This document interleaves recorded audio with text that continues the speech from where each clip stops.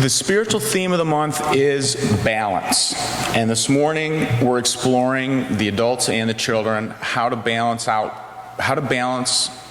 being you within the context of your life and all the different pressures and obligations you have.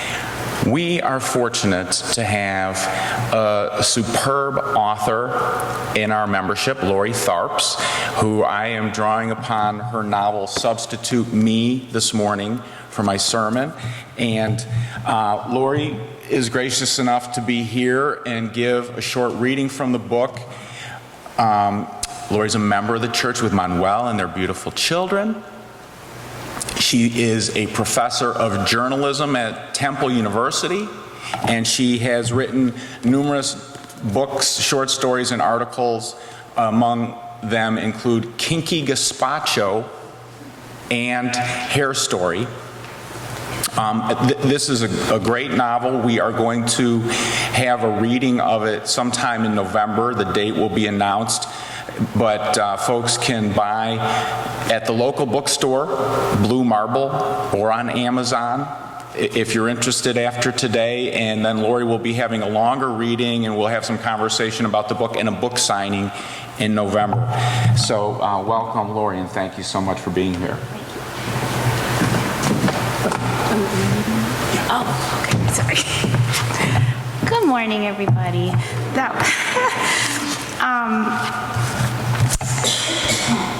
Thank you for listening. I feel extremely honored. This is my third book, but I've never had any of my writings inspire a church sermon, ever. So this is... that you know of. That I know of, right. And of all the books I've written so many, but I would have never thought this would have been the one, but I am I'm seriously up here verklempt, because this is just, it's such an honor that someone found something spiritual in my work. So I'm just going to read literally the first paragraph of the book, which is about the story is about the relationship between two women, essentially. One named Kate, who's a working mom. Well, she's had her first child and is about to go back to work. And Zora, who is the woman she hires to be her nanny. And they're pretty much the same age. They come from similar backgrounds, but Kate is white, Zora is black. This is taking place in late 90s Brooklyn, New York. And believe it or not, it was mildly inspired by my own experiences in trying to find a nanny and what that meant to find somebody else to take care of my most precious possession at the time, which was my first child. So there's a lot of things happening, but that's the gist of the story. So we open with Zora, who is on her own journey to find herself. She's never been a nanny before. And we begin with her on her way to the interview for the nanny position.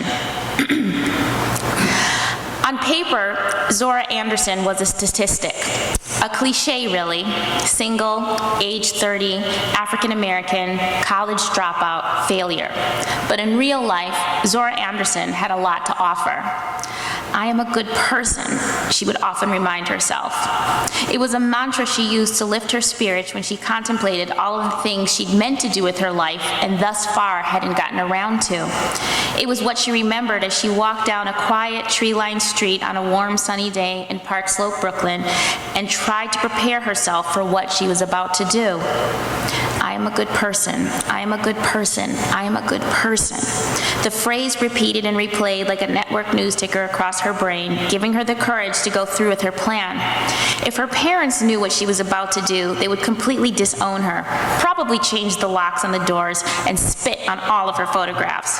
But they wouldn't know, she reminded herself, because she would never tell them.